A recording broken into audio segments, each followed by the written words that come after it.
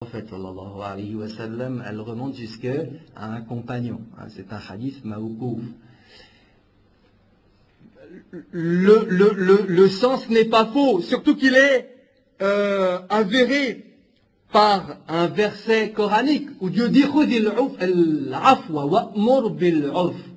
Wa'mur bil 'urf.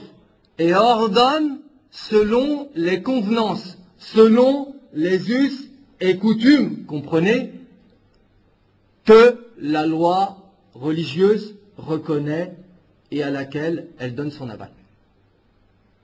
Donc, telles sont les grandes caractéristiques de l'école malikite. C'est-à-dire que l'école malikite est libérale ou que l'école hanafite est laxiste. Voilà des termes qui écorchent les oreilles.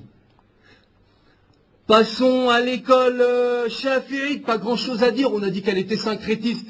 C'est-à-dire que l'imam Shafi'i n'avait rien fait d'autre que de mélanger les deux tendances. On avait parlé tout à l'heure des Ahlul Hadith d'un côté et de l'autre des Ahlul Ra'i. On n'avait pas dit que les Ahlul Hadith étaient ces gens du Hijaz qui étaient finalement les maîtres de l'imam Malik. Non, on n'avait pas dit ça, hein, que leur spécificité c'était d'avoir recueilli les traditions prophétiques et d'avoir attaché un soin particulier à mettre par écrit tout cela, ainsi que les avis des compagnons. Bon, on a dit de l'imam Shafi'i qu'il avait fait une sainte, alors qu'il avait pratiqué le syncrétisme, donc il avait mélangé tout ça et puis qu'il avait élaboré à partir de là une école. Est-ce qu'avec un tas de pierres, on construit une maison? Non, il faut encore avoir la méthode pour poser les pierres et une certaine idée de l'architecture. Non, tel est le cas de l'imam Shafi'i. Et quel plus bel architecte des fondements du droit et du droit que l'imam Shafi'i. Non, il serait erroné, complètement erroné, même de percevoir l'école Shafi'i comme un simple mélange éclectique des avis prônés par les partisans du hadith et ceux défendus par les partisans de Ra'i. Non, surtout le shafi'isme se caractérise par une synthèse des deux écoles. C'est-à-dire que l'imam Shafi'i a perçu les limites des uns, les limites des autres, parce qu'il a vécu avec les uns et il a vécu avec les autres. Et il s'est rendu compte d'un côté qu'il y avait certains excès, notamment à un usage trop systématique de l'analogie chez les gens de l'Irak. Je veux parler des disciples d'Abu Hanifa, c'était son avis. Et puis il a vu aussi que de l'autre côté, chez les gens du Hijaz, il y avait une tendance à circonscrire le savoir religieux à une minorité, c'est-à-dire les docteurs de la loi de Médine, et uniquement les docteurs de la loi de Médine. Ce que l'imam Shafi'i a condamné dans son livre Ar-Risala. Donc, non, surtout, l'imam Shafi'i a valorisé la sunna en tant que source du droit.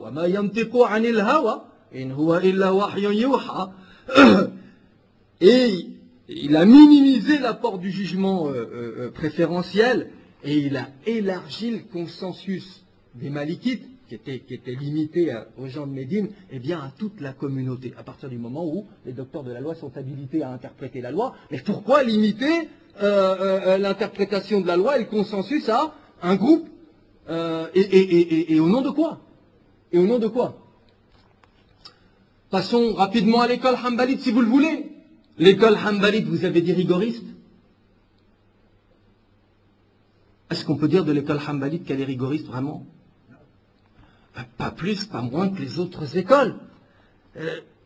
Non, ce qui est vrai surtout, c'est que l'école Hanbalite déborde de beaucoup le domaine juridique. L'attitude Hanbalite est éminemment moraliste.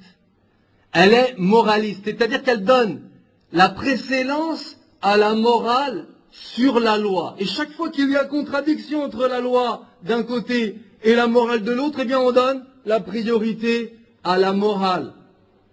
On donne la priorité à la morale. Oui, parce que quelquefois, la loi, l'application trop littérale de la loi, eh bien, mène à des conséquences fâcheuses. Et cette rigidité ou cette application formelle de la loi peut contredire la morale islamique. Donc, quelle est la tendance de l'école hanbalite? Une moralisation du droit musulman.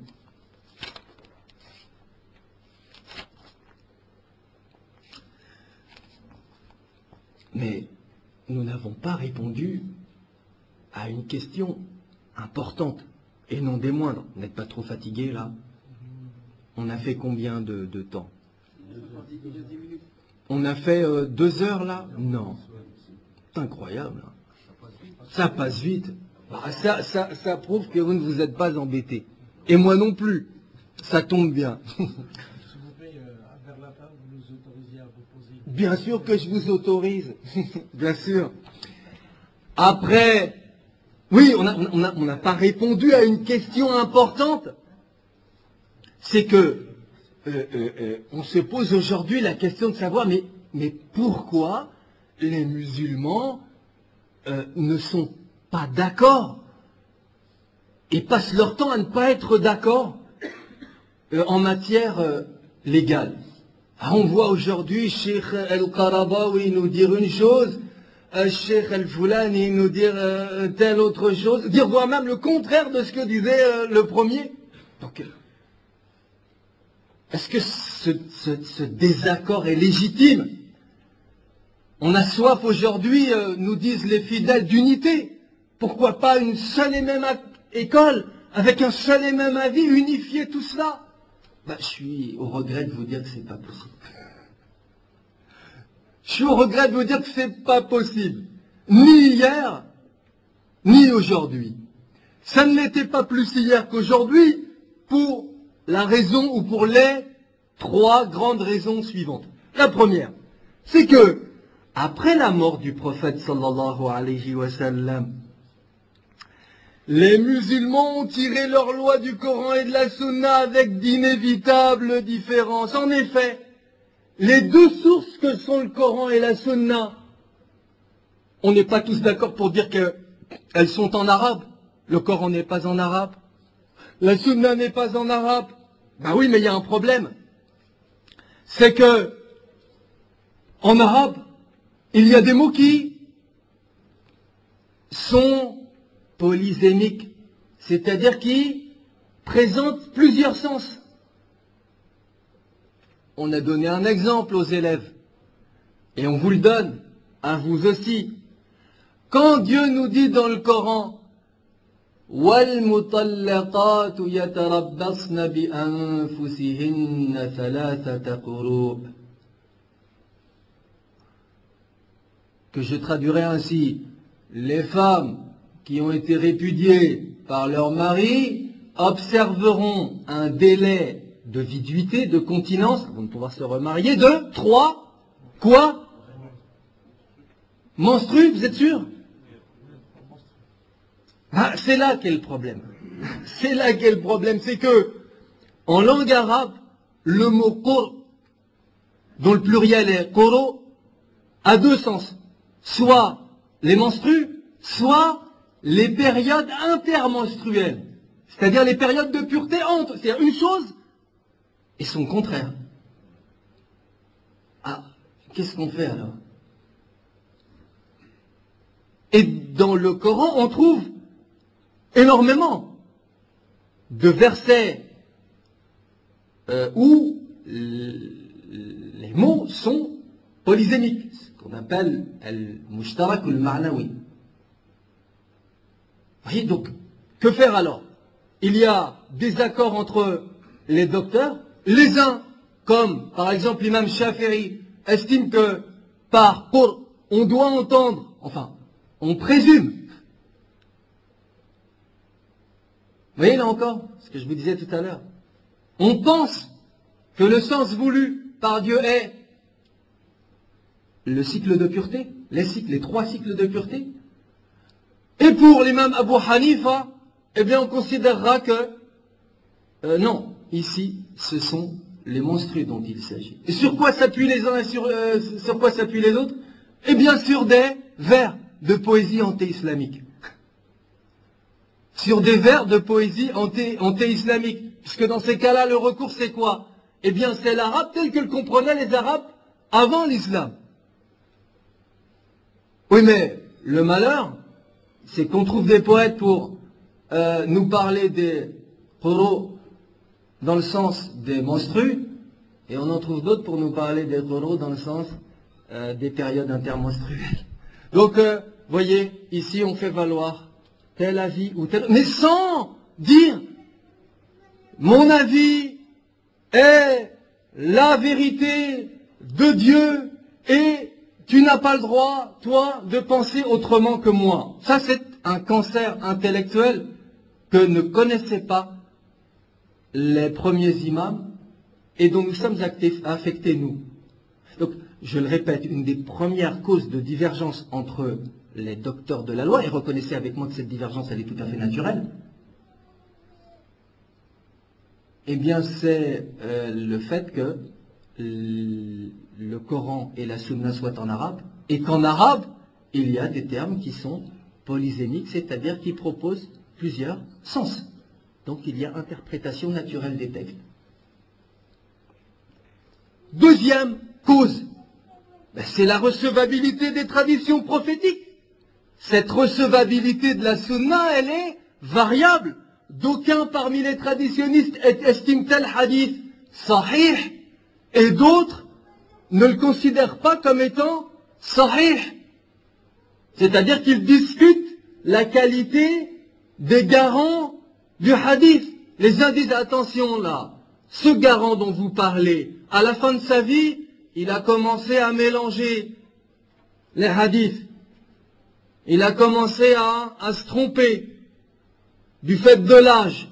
Donc moi, personnellement, je ne le reçois pas, je ne le reconnais pas.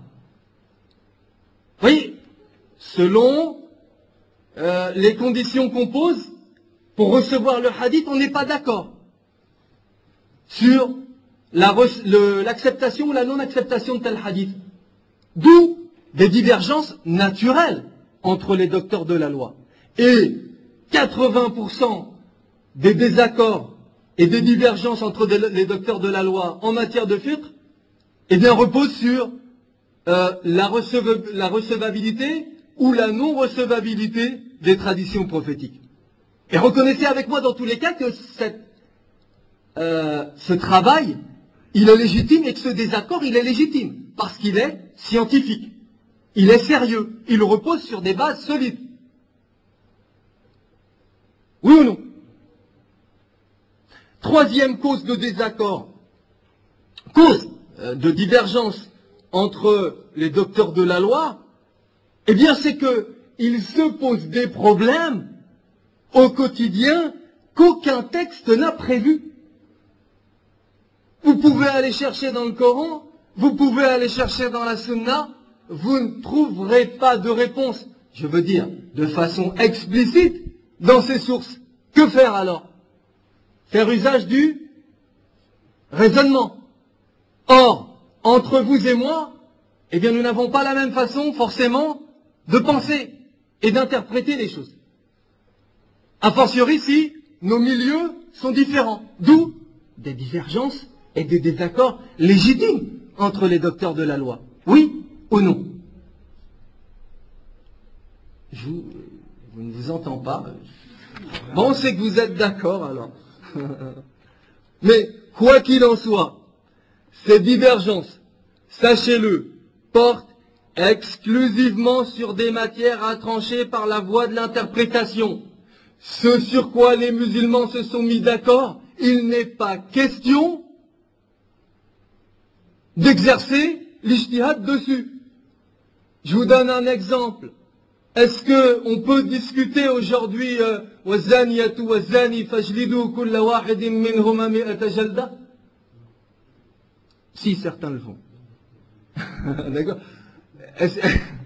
Est-ce qu'on peut discuter d'un verset coranique comme la femme fornicatrice et l'homme fornicateur frappez-les, enfin, frappez chacun d'eux de 100 coups de fouet. Est-ce que je peux de moi-même proposer 80 coups plutôt que 100? Ou 120 plutôt que 100? Non, c'est pas possible. Est-ce que je peux remettre en cause ce verset coranique? Non plus. Pourquoi? Parce qu'il nous a été transmis par une génération de compagnons, d'après une génération de tabi'in, d'après une génération de tabi'in, et sans qu'il soit possible que les uns et les autres se soient mis d'accord pour nous rapporter un mensonge.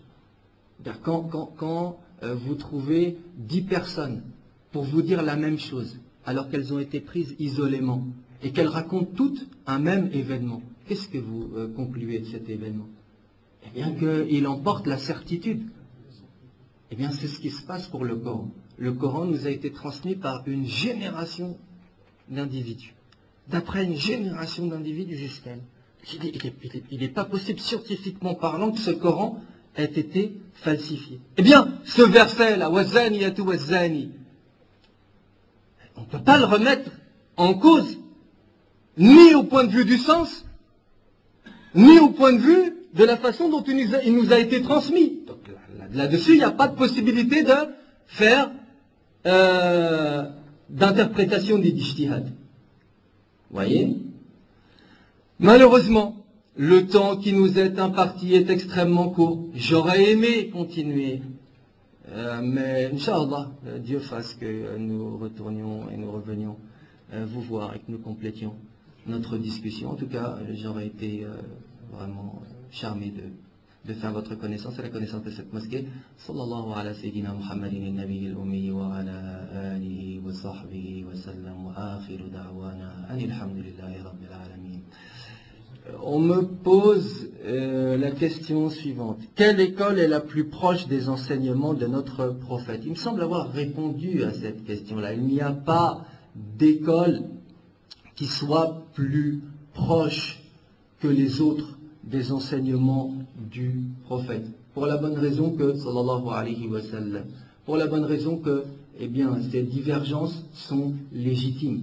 Elles répondent toutes à une logique scientifique. Et on a donné les 3 causes de divergence principales entre les docteurs de la loi.